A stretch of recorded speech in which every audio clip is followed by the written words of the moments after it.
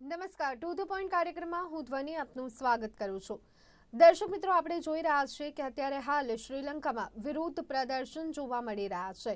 અનેક એવી સમસ્યાઓ છે અને સતત આપણે જોઈ રહ્યા છીએ કે સ્થિતિ જે બેકાબૂ બની રહી હતી તેમાં ક્યાંક ને ક્યાંક જે જનતા પર બોજ વધારે છે અને સરકારની ક્યાંક ઉદારવાદી નીતિ પણ અહીંયા શ્રીલંકા પર ભારે પડી છે. આ બધાની વચ્ચે આપણે અત્યારે હાલ ભારતની જો વાત કરવામાં આવે તો ભારતમાં પણ મોંઘવારી, બેરોજગારી આ પ્રશ્નો માથાનો દુખાવો સાબિત થઈ રહ્યા છે. દિવસે ને દિવસે જે ગરીબ અને અમીર વચ્ચેની જે અસમાનતાની જે ખાઈ છે એમાં સતત અને સતત વધારો થતો જોવા મળી રહ્યો છે. મોંઘવારીનો માર સતત જનતા સહન કરી રહી છે અને ગરીબ અને મધ્યમ વર્ગની જો વાત કરીએ તો આપણે ઘણી બધી વખત સાંભળતા હોઈએ છીએ, કદાચ તેઓ આ બાબતને અનુભવતા પણ હોય છે કે શું ખરેખર ગરીબ અને મધ્યમ વર્ગના હોવું એ ગુનો છે. આ સ્થિતિ અત્યારે હાલ એટલા માટે જોવા મળી રહી છે કે મોંઘવારી બેકાબૂ બની છે.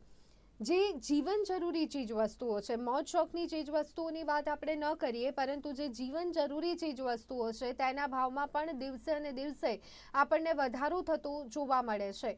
ત્યારે આ બધાની વચ્ચે વધુ એક સમાચાર સામે આવી રહ્યા છે અને એ સમાચાર એ છે કે હવે જીવન જરૂરી જે ચીજ વસ્તુઓ છે તે વધુ મોંઘી બનશે, કારણ કે હવે 5% જીએસટી લાગુ કરવામાં આવ્યું છે. આપને જણાવી દઈએ કે હવે તમારે પેકેજ્ડ અને લેબલવાળી જે ચીજ વસ્તુઓ છે તેમાં વધુ 5% જીએસટી થવાના કારણે વધુ અહીંયા આપના ખિસ્સા પર બોજ પડવાનો છે. પેકેજ અને લેબલવાળા ફૂડની જ્યારે વાત કરીએ અથવા તો પ્રોડક્ટની વાત કરીએ તો એમાં આપને એ પણ જણાવી દઈએ કે દહીં, પનીર, લસ્સી અને રોજિંદા ઉપયોગમાં અનેક એવી ચીજ વસ્તુઓ છે કે જે આપણે પેકેટમાં લેતા હોઈએ છીએ અને હવે તેની પર જીએસટી વધવાના કારણે સ્વાભાવિક વાત છે કે હવે ક્યાંક ને ક્યાંક આ દરોના કારણે તમારું ખિસ્સું ઢીલું થવાનું છે. આ એક સીધી અસર છે, પરંતુ હવે લાંબા સમયની જો અસરની વાત કરીએ અથવા તો આ વધારવા પાછળનું કારણ શું છે અને જનતા પર કેવી અસર પડશે તે તમામ મુદ્દાઓ પર આજે આપણે વિસ્તારપૂર્વક ચર્ચા કરવા જઈ રહ્યા છીએ. અને આ ચર્ચા માટે અત્યારે હાલ મારી સાથે જોડાયા છે ચિંતન પટેલ કે જેઓ ચાર્ટર્ડ એકાઉન્ટન્ટ છે અને સાથે પ્રતાપભાઈ ચંદન કે જેઓ પોતે અર્થશાસ્ત્રી છે. બંને મહેમાનોનું સ્વાગત છે. સૌથી પહેલા પ્રતાપભાઈ આપની પાસે આવવા માંગીશું. જે રીતે અહીંયા આપણે જોયું હતું કે ગયા મહિને જીએસટી કાઉન્સિલની બેઠક મળી હતી અને વિવિધ ઉત્પાદનો પર જીએસટી દર વધારવામાં આવ્યો છે, ત્યારે કેવી રીતે જોઈ રહ્યા છો આ સ્થિતિને આપ?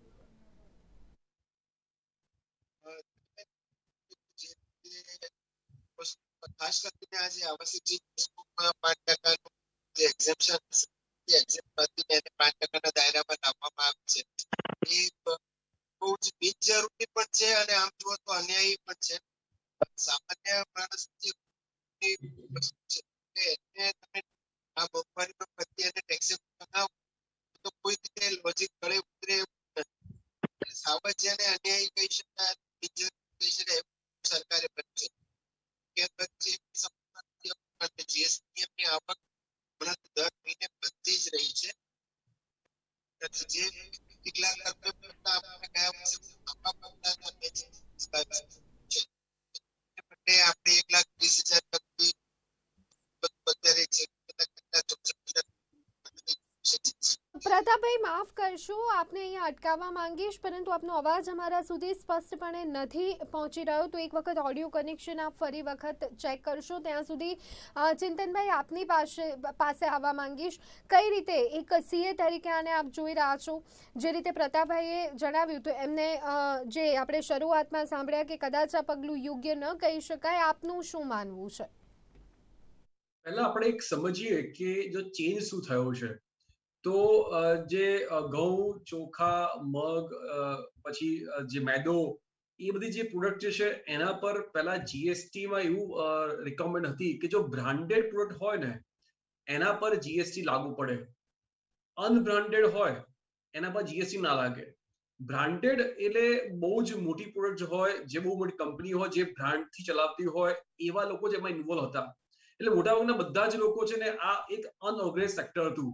એટલે અનઓર્ગેનાઇઝ સેક્ટરની અંદર છે ને બ્રાન્ડેડ સેલ કરનારા બહુ ઓછા હતા, એટલે એ લોકો જીએસટી ની બહાર હતા. હવે આજે ચેન્જ આવ્યો છે એવો છે કે 18મી જુલાઈ આજથી આજથી આ બધી જ પ્રોડક્ટો જે વાત કરી પ્રમાણે જે જનરલી આપણે ખાવા પીવાની વસ્તુ કહી શકીએ એને રિલેવન્ટ છે, જે દરેક માણસ એને જો કનેક્ટેડ છે, એમાં એવો ચેન્જ આવ્યો છે કે જો એ પ્રી પેકેજ એન્ડ લેબલ આ વર્ડ એવો યુઝ કર્યો કે જો પ્રી પેકેજ અને લેબલ એ આઈટમ હોય, તમે કોઈ પણ વસ્તુ વેચતા હોય અને જો પ્રી પેકેજ અને લેબલ હોય તો એ કેસમાં જીએસટી લાગે, પ્રોવાઇડેડ એક પેકેજની સાઇઝ એ 25 કિલોથી અંદર હોય તો. સો 25 કિલોથી ઓછી હોય એવા કેસમાં જીએસટી લાગુ પડશે. કાલે જ સીબીઆઈસી ડિપાર્ટમેન્ટનું આમાં એક ક્લેરિફિકેશન આવ્યું છે અને ક્લેરિફિકેશનમાં એવું કહ્યું છે કે બધી જ આઈટમો આવી છે એવું નથી. જે રિટેલમાં આવે છે, રિટેલમાં જેનું પેકેજ 25 કિલોથી ઓછું છે એટલી જ આઈટમોમાં જીએસટી લાગશે. હવે આમાં બે મુદ્દા એવા છે જે સમજવા પડશે, કારણ કે ઘણી બધા લોકોને આમાં ઇશ્યુઝ છે. પહેલો મુદ્દો આમાં એવો આવે છે કે હોલસેલ હોય તો શું કરવાનું. સ્પેસ રિલીઝમાં અને સીબીએસઈના ક્લેરિફિકેશન બંનેમાં એવું ક્લેરિફાય કર્યું છે કે એ રિટેલ માટે જ છે. એટલે હોલસેલ જે 25 કિલોથી વધારે હોય કે રિટેલ જે 25 કિલોથી વધારે હોય એમાં જીએસટી લાગુ નહીં પડે. બીજો મુદ્દો એ સમજવાનો એ છે કે જો કોઈ લૂઝ એટલે ફોર એક્ઝામ્પલ આજે હું દુકાનમાં જઉં અને દુકાનમાં એ કોથળી ઓપન હોય એટલે ઓપન કોથળીમાંથી એ કાઢીને હું કહું 200 ગ્રામ 500 ગ્રામ 1 કિલો મને ચોખા આપો અને એ મને 1 કિલો ચોખા મને લૂઝ આપે તો એવા કેસમાં એ છે ને જીએસટી લાગુ નહીં પડે. તો જીએસટી લાગુ પડશે ક્યાં આગળ? જ્યાં આગળ એ રિટેલ પેક 25 કિલોથી ઓછું હોય, લૂઝ ના હોય, એવા જ કેસની અંદર એ લાગુ પડે. અને બીજો વસ્તુ એ છે કે હોલસેલ પેક હોય પણ હોલસેલ પેકની અંદર જો નાના રિટેલ પેક નાખ્યા હોય જેમાં એક રિટેલ પેક એ 25 કિલોથી ઓછું હોય. ઘણી વાર શું હોય કે હોલસેલ પેક હું મોટું કરું 100 કિલોનું અને 100 કિલોના હોલસેલ પેકની અંદર હું છે ને 5 20 કિલો વાળા રિટેલ પેક અંદર મૂકી દઉં તો એવા કેસની અંદર મારે જીએસટી લાગુ પડશે, બાકી જીએસટી લાગુ નહીં પડે. હવે આનું જે અસેસમેન્ટ કરીએ આપણે સમજીએ કે આનાથી શું તકલીફ પડશે, ક્યાં ફરક પડશે. પહેલી વસ્તુ એવું છે કે એક તો ઘણા પેલા બ્રાન્ડેડ હતા અને બ્રાન્ડેડ અનબ્રાન્ડેડ એ ચેન્જ થઈને હવે આ લોકો પ્રી પેકેજ લેવલમાં આવી ગયા છે. એટલે પોસિબલ એવી છે ઘણા બ્રાન્ડેડ જે 25 કિલોથી વધારે છે એ લોકોને જીએસટી એક્ઝામ થઈ જશે. બીજું અનબ્રાન્ડેડ હોય કે બ્રાન્ડેડ હોય પણ 25 કિલોથી ઓછું હોય એમાં જીએસટી લાગશે. એટલે રિટેલર જે હોય, જે લોકો એક એન્ડ કન્ઝ્યુમરની નજીકમાં હોય અને પેકેજમાં 25 કિલોથી ઓછા પેકેજમાં એ આપતા હોય એવા કેસમાં 5% જીએસટી લાગુ પડશે. જી બિલકુલ. પણ ચિંતનભાઈ, આ કેસમાં હવે જ્યારે રિટેલર હોલસેલર પાસેથી લે છે ત્યારે અહીંયા ચોક્કસ 25 કિલોથી ઓછું પેકિંગ છે તો એને તો પોતે જીએસટી આપવાનું રહેશે. એટલે ક્યાંક ડિરેક્ટલી કે ઇનડિરેક્ટલી બોજ તો અહીંયા જનતા પર આવવાનું છે. હા, એટલે આમાં કેવું ઇનડાયરેક્ટ ટેક્સેશન નો મેઇન ઓબ્જેક્ટિવ છે કે A at the and consumer પર તો આવવાનું જ છે. એટલે આ લોકો શું કર્યું કે 25 કિલોથી ઉપર વાળાને એક્ઝેમ આપ્યા, 25 કિલોથી નીચે વાળાને કવર કર્યા. એનો અર્થ એ થયો કે એન્ડમાં જ્યારે જે કન્ઝ્યુમ કરશે એ કન્ઝ્યુમરને 5% આવશે. પણ આખી જે ચેન છે, લાંબી ચેન, જેમાં મેઇન હોલસેલર થી સેમી હોલસેલર બીજા સેમી હોલસેલર, ત્યાંથી રિટેલર, ત્યાંથી કન્ઝ્યુમર, તો એમાં કદાચ આગળની ચેનની અંદર એ જીએસટી નહીં લાગે, એ લોકોને જીએસટી કમ્પ્લાયન્સીસ નહીં કરવા પડે. પણ એટ ધ એન્ડ કન્ઝ્યુમર પર તો 5%નો બોજો મોસ્ટલી આવશે. સિવાય કે જે ભાઈ વાત કરી એ પ્રમાણે જ્યાં આગળ એકદમ લૂઝ પેકમાં હું આપતો તો નહીં આવે. પ્રતાપભાઈ, આપની પાસે આવવા માંગીશ. અહીંયા ક્યાંક સીધી જે અસર છે એ જનતાના માથે આવવાની છે અને જનતા પર વધુ અહીંયા બોજ પડવાનો છે. ત્યારે શું માનવું છે? કારણ કે અહીંયા જે રીતે આખી એક રમત જોવા મળી રહી છે પરંતુ બોજ તો અહીંયા જનતાના માથે પડવાનું છે. જે સ્થિતિમાંથી આપણે પસાર થઈ રહ્યા છે એ સમયે અચાનક આ નિર્ણય અને એના કારણો આપને શું લાગી રહ્યા છે? ધ્વનિબેન, પહેલા જે એ લોકોનું બ્રાન્ડેડ અને અનબ્રાન્ડેડ નું ક્લાસિફિકેશન હતું ને એ બરાબર હતું મારી દ્રષ્ટિએ. કારણ કે એની અંદર જે બ્રાન્ડેડ વસ્તુઓ હોય, દાખલા તરીકે તમે તુવેર દાળ લેવા જાઓ ને એની અમુક જે બ્રાન્ડ ચાલતી હોય, રજિસ્ટર્ડ બ્રાન્ડ હોય, એને તમે પ્રીમિયમ પ્રોડક્ટ ગણીને એના પર લાગતું હતું. અને અનબ્રાન્ડેડ એટલે કોઈએ અનબ્રાન્ડેડ એને ગણવામાં આવતા કે જેને બ્રાન્ડ ના હોય પણ એને પોતાના ઉત્પાદકનું તો નામ તો ગમે તે પેલા સામના કોથળા પર પણ લખેલું તો હોય કે ભાઈ ગાયત્રી પલ્સ મિલ છે, દાહોદની છે, એવું કરીને કંઈક ને કંઈક તો લખેલું હોય. એટલે એને એ લોકો બ્રાન્ડેડ નહોતા ગણતા so far as it is not registered. એક ક્લાસિફિકેશન હજી થોડું લોજિકલ હતું કે ભાઈ ચલો પ્રીમિયમ પ્રોડક્ટમાં 5% લાગે છે અને બાકીની પ્રોડક્ટમાં નથી લાગતું. પણ હવે એ ક્લાસિફિકેશન કાઢી નાખીને એમણે કંઈક જુદું જ કે અનબ્રાન્ડેડ કે બ્રાન્ડેડ એ ક્રાઇટેરિયા જ નથી રાખ્યો. ચિંતનભાઈએ સમજાવ્યું તેમ એ રીતે જે છે કે 25 કિલોથી ઉપરના પેકિંગમાં પાછું નહીં લાગે. હવે આ થોડું ગૂંચવાડા ભર્યું કરી નાખ્યું છે ને હજી એના ઇન્ટરપ્રિટેશન માં થોડા ટેસ્ટ કન્સલ્ટન્ટ પણ મૂંઝાઈ રહ્યા છે. કઈ રીતે આનું એનો ઇમ્પેક્ટ કેવી રીતે પડશે એ ખબર નથી પડતી. 25 કિલો સુધી પાછું લાગશે એટલે યુઝ્યુઅલી જે ચોખા કે દાળ કે હોય 25 કિલોના પેકિંગમાં જ આજકાલ હોય છે. એનાથી મોટા પેકિંગ બલ્કમાં પણ નથી કરવામાં આવતા. એટલે એ બધા ઉપર લાગી જાય. હવે મિલમાંથી કે પ્રોડ્યુસિંગ સેન્ટરમાંથી જ્યાંથી મેન્યુફેક્ચર ને પહેલા તબક્કે લાગતો હોય ત્યાં જ જો લાગી જવાનું હોય તો એ બધાનો ભાર અલ્ટિમેટલી કન્ઝ્યુમર પર આવે. પણ હવે એમાં પાછું આ રાખ્યું છે કે 25 કિલોથી ઉપર નહીં. એટલે હવે એ લોકો શું 30 કિલોના પેકિંગ કરશે તો એમાંથી બહાર રહેશે એવું સમજવું. એટલે કઈ લોજિકલ જ નથી આખી વાત લાગતી અને કઈક ગૂંચવાડો પણ ઉભો કરવામાં થઈ રહ્યો છે એવું લાગી રહ્યું છે. જી બિલકુલ. પ્રતાપભાઈ, આપને શું લાગે છે અચાનક આ નિર્ણય કેમ લેવામાં આવ્યો? અને સાથે બીજી એક બાબત કે અત્યારની હાલની જે સ્થિતિ છે એમાં શું ખરેખર જનતા માર સહન કરી શકશે?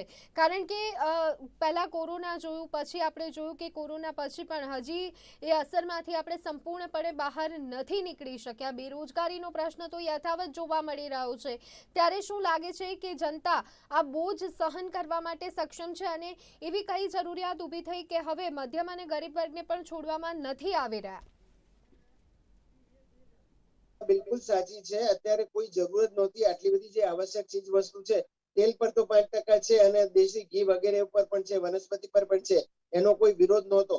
પણ અનાજ કઠોળ જેવી વસ્તુઓ જે થોડીક બાકાત રહી હતી એને બાકાત રહેવા દીધી હોત તો કોઈ એવી જરૂરિયાત હતી જ નહીં ને આવો બોજો અત્યારના સંજોગોમાં કે કોઈ પણ સંજોગોમાં નાખવાની જરૂરત છે જ નહીં. અને એવી કે સરકારની આવક ઘટી નથી. સરકારની આવક મેં પહેલા કહ્યું એમ ઉત્તરોત્તર આમાં વધી છે, ખાસી એવી વધી છે. ગયા વર્ષ કરતા તો 1.5 ગણાથી પણ વધારે આવક થઈ રહી છે. એ સંજોગોમાં તો થોડી રાહતની અપેક્ષા આમ પ્રજાએ પણ રાખી હોત અને એના લીધે કન્ઝ્યુમરના હાથમાં જો પર્ચેસિંગ પાવર થોડો વધ્યો હોત તો આપણે તો ન્યુટ્રિશનમાં થોડા પાછળ છીએ, એ બધી વસ્તુ બેલેન્સ થાય. પણ એ કરવાને બદલે એમણે આ વધારો કર્યો બિલકુલ જ સમજાય એવું નથી અને કોઈ પણ પ્રકારે જરૂરી નહોતું. ચિંતનભાઈ, આપની પાસે આવવા માંગીએ છીએ. એક તરફ આપણે જોઈ રહ્યા છીએ કે ગરીબ મધ્યમ વર્ગ અને બીજી બાજુ અમીર વર્ગ અસમાનતાની જે ખાઈ છે એ સતત વધતી જતી આપણને જોવા મળી રહી છે. ભલે એ દિશામાં ઘણા બધા પ્રયત્નો થતા હોય પરંતુ ક્યાંક લાગે છે કે આવા નિર્ણયો નડી જતા હોય છે. એટલે આમાં છે ને આપણને ઓબ્વિયસલી કઈ પણ વસ્તુમાં નવો ટેક્સ આવે ને તો કોને ગમે? જ્યારે જીએસટી આવ્યું ત્યારે પણ બધા કહે કે આ તો ના જ હોવું જોઈએ. અને જે પ્રતાપભાઈ વાત કરી એ પ્રમાણે કદાચ મારા પ્રમાણે બ્રાન્ડેડ અનબ્રાન્ડેડ વોઝ રાઈટ. અને એમાં બહુ ક્લેરિટી હતી કે ભાઈ મોટી કંપનીઓ હોય કવર હશે અને નાના નાના લોકો કવર નહીં થાય. પણ એક કદાચ આ નેગેટિવ પોઈન્ટ્સમાં એક વસ્તુ હું એવું કહેવા માંગીશ કે આ જે સેક્ટર જે છે ને એ અનઓબ્વિયસ સેક્ટર છે. એમાં એટલે એ લોકો પાસે અત્યારના બુક્સ ઓફ એકાઉન્ટ્સ બનાવવાના, રેગ્યુલરલી અપડેટ કરવાના, કોમ્પ્યુટરાઇઝ મેથડથી અપડેટ કરવાના એ બધી વસ્તુ છે નહીં.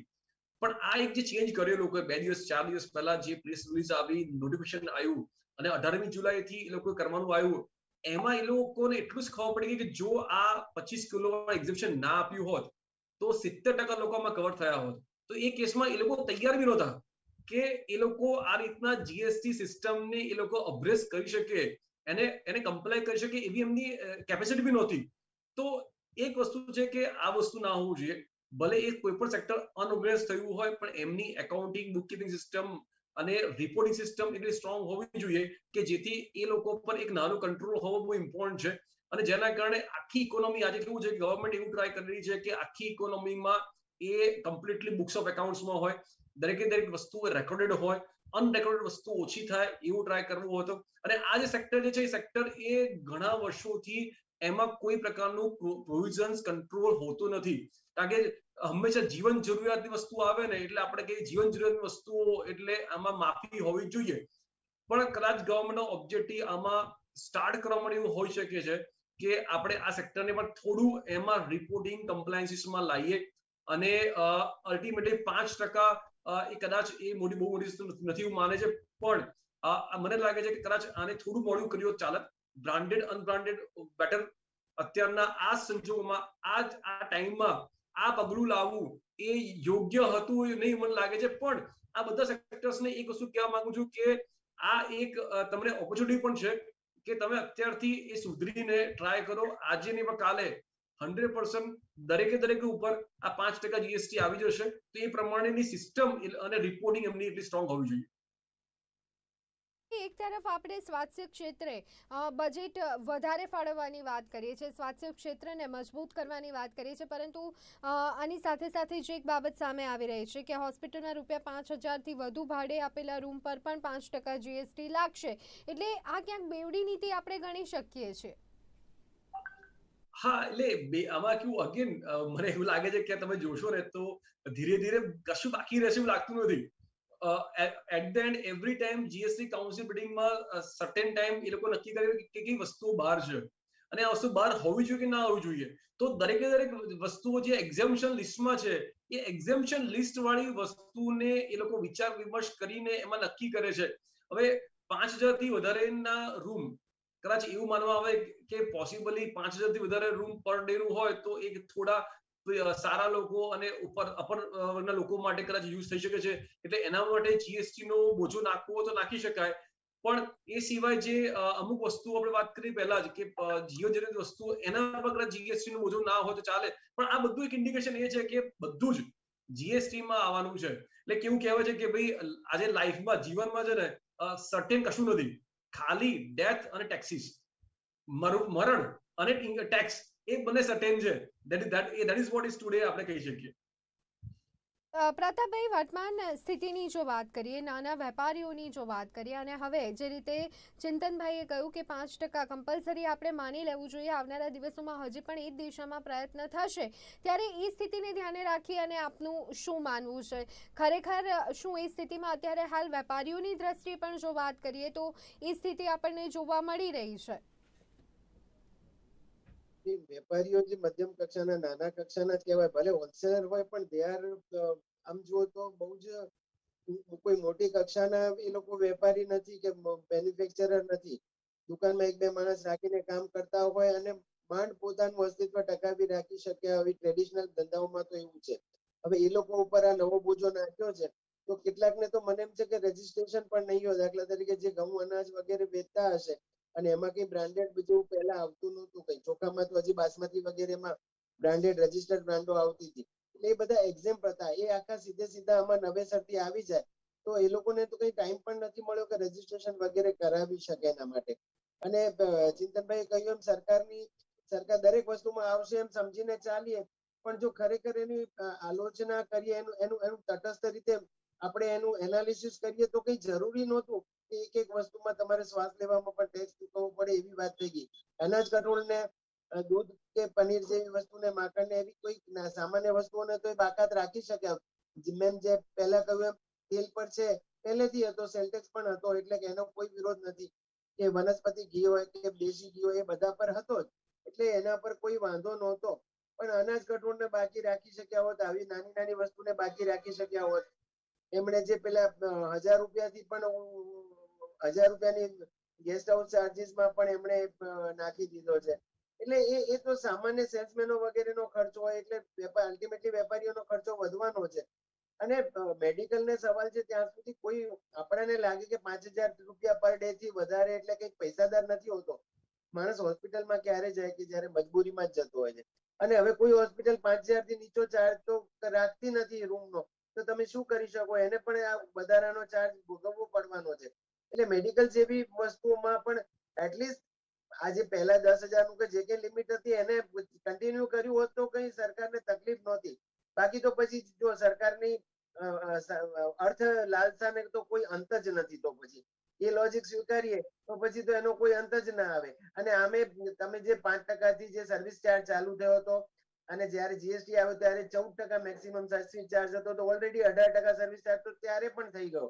14 ને 18 તો જીએસટી ના ઇન્ટ્રોડક્શન સાથે જ દરેક ના થઈ ગયા. અને દરેક પ્રકારની જે થોડી ઘણી રહી જતી હતી શરૂઆતમાં જ તમને યાદ હોય તો સર્વિસ ટેક્સ આવ્યો ત્યારે 5-7 વસ્તુઓ ટેલિફોન વગેરે લેવામાં આવી હતી અને એમાંથી મોટી આવક થતી હતી સરકારને.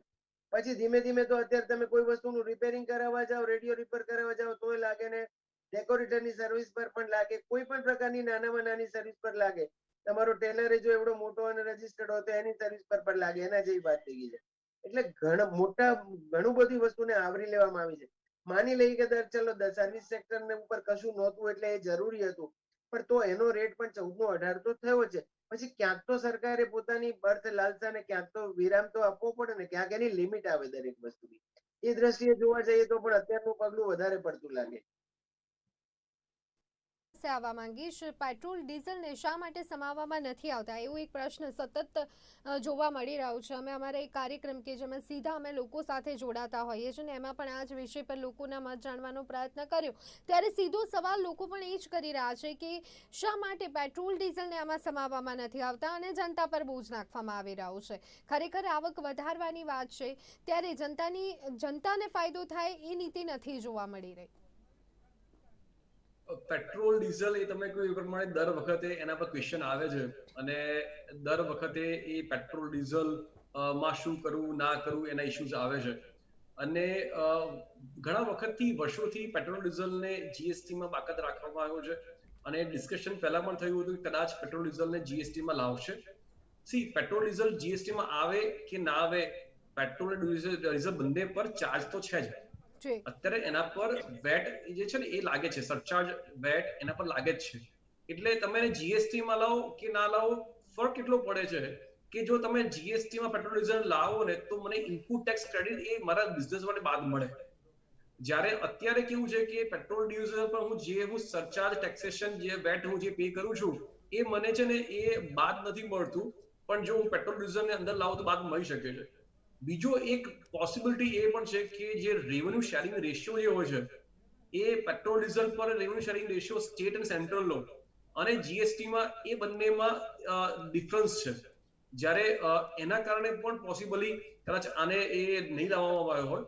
અને એક વસ્તુ હું એડ કરવા માંગુ છું કે જે પ્રતાપભાઈ વાત કરી એ પ્રમાણે કે ટાઈમ બહુ અત્યારે ઓછો છે. જે લોકો GST registration for the first time આવ્યા હોય એ ફર્સ્ટ ટાઈમ લોકોને જીએસટી રજિસ્ટ્રેશન કરવાનું બાકી હોય તો શું કરવું જોઈએ?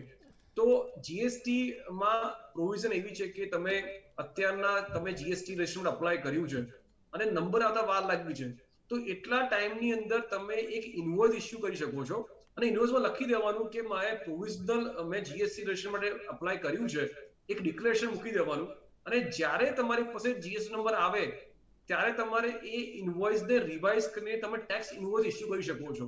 એટલે વિધિન 30 ડેઝ તમારે બેઝિકલી જીએસટી રજિસ્ટ્રેશન માટે અપ્લાય કરવું પડે અને જ્યાં સુધી નંબર ના આવે ત્યાં સુધી તમે ટેમ્પરરી એક ઇનવોઇસ ઇસ્યુ કરો અને લખીને જ્યારે નંબર આવે ત્યારે તમે રિવાઇઝ કરી શકો છો. આ એક પ્રોવિઝન એપ્લિકેબલ છે. તો કોઈને ઇનકેસ એવું આ કેસમાં હોય નંબર લેવાનું બાકી હોય તો ગભરાવાની જરૂર નથી. તમે એકવાર ઇનવોઇસ ઇસ્યુ કરીને જવા દો, ડિક્લેરેશન લખી નાખો અને પછી રિવાઇઝ કરી લેજો.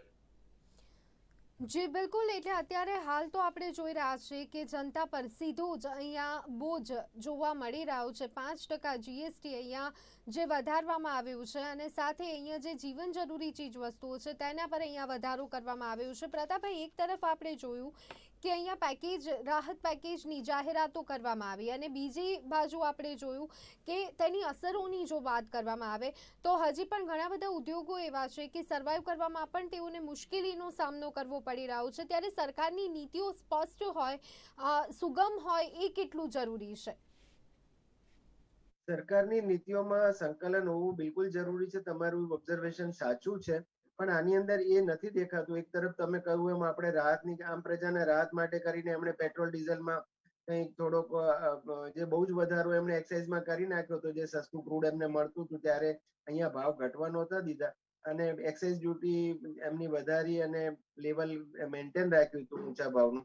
એમાં કંઈક 3 થી 5 રૂપિયાનો જે કંઈ એમણે રાહત આપી છે. તો એક તરફ આપણે કોમન મેનને જો રાહત માટે વાત કરતા હોઈએ તો આપણે અનાજ જેવી વસ્તુને શા માટે એક્ઝેમ્પ ના રાખી શકીએ એ મને નથી સમજાતું. એટલે એ અને મેડિકલ ફેસિલિટી વગેરે બહુ જ એનો ક્યાંક કટ ઓફ થ્રેશોલ્ડ પોઈન્ટ હતો જેને કહી શકાય કે જે ઓછા નહોતો લાગતો. એટલું ઇઝ ઓફ ડુઈંગ બિઝનેસ પણ વધતું હતું, લોકોને પણ અમુક હદ સુધી થોડી રાહત રહેતી હતી. તો એના ઉપર સરકારે નજર બગાડવાની કોઈ જરૂર જ નહોતી, એવું મને તો વારંવાર લાગી રહ્યું છે. ચિંતનભાઈ, આપનું આ બાબતે શું માનવું છે? એટલે આમાં કદાચ આ પગલું જે વાત કરી પ્રમાણે જીવન જરૂરિયાતની વસ્તુઓ, જ્યારે આ વર્ડ જે યુઝ કરીએ જીવન જરૂરિયાતની વસ્તુઓ, એટલે એ નામથી જ એવું લાગે કે એ વસ્તુ લાઈફ માટે છે. જે વસ્તુ તમારા જીવનની જોડે કનેક્ટેડ હોય, જેના વગર એ બેઝિક નેસેસિટી કહેવાય, તો કદાચ વિચારીએ કે ગવર્મેન્ટની જવાબદારીમાં એ પણ આવે કે દરેક જણને ખાવા માટે વસ્તુ મળી રહે. અને એમાં સબસિડી ક્યાં આવી શકે છે, કન્સેશન ક્યાં હોઈ શકે છે કે ગરીબ લોકોને એ ઓછામાં ઓછા રાહત દરે ખાવાનું મળી શકે એવી જોગવાઈની વધારે રિક્વાયરમેન્ટ હોય છે. જ્યારે આ 5% જીએસટી જીવન જરૂરિયાત વસ્તુમાં નાખવાની જરૂર નથી હોતી. પણ સાથે સાથે હું એ બી કહેવા માંગુ છું કે આ જે સેક્ટર જે છે એ આટલા વર્ષોથી અનઓર્ગેનાઇઝ સેક્ટર છે, એટલે એમાં ઘણા બધા એક નેગેટિવ વસ્તુ પણ હોઈ શકે છે, કારણ કે એ અનઓર્ગેનાઇઝ હોય એટલે કેશનું કામ વધારે થતું હોય છે, જેને કંટ્રોલ લાવવો પણ ગવર્મેન્ટ માટે ઇમ્પોર્ટન્ટ હોય છે. અને એ બંનેને બેલેન્સિંગ કરીને એમાં કોઈ એક્ટની જરૂર છે. એટલે હું એવું નહીં કહું કે બંને એક ખોટું જ છે. ક્યાંક એ સાચું છે, ઓબ્જેક્ટિવ ગવર્મેન્ટનો એને ઓર્ગેનાઇઝ કરવાનો હોઈ શકે છે. કદાચ અનઓર્ગેનાઇઝ સેક્ટરમાં જીએસટી નાખીએ અને એ લોંગ ટર્મ વિચારે તો એ લોકો આગળ જઈને ચાઇનાને કમ્પીટ કરી શકે છે, વર્લ્ડમાં કમ્પીટ કરી શકે છે એગ્રીકલ્ચર લેવલે. પણ અત્યારે એવું છે, એટલા બધા એ લોકો અનઓર્ગેનાઇઝ છે, જે કેશનું કામ એટલું કરે છે કે એ લોકો મોટા થઈ શકતા નથી. તો જરૂર છે બંને દ્રષ્ટિએ. આઈ થિંક પ્લસ માઇનસ પણ બંને છે. જી બિલકુલ. તો દર્શક મિત્રો, ખાસ કરી અને વધુ એક વખત હાલ ફિલહાલ તો મોંઘવારીનો માર જોવા મળી રહ્યું છે. એક તરફ મોંઘવારીનો માર અને બીજી તરફ જીએસટીનો વાર. આ સ્થિતિ અત્યારે હાલ સામાન્ય જનતા માટે છે.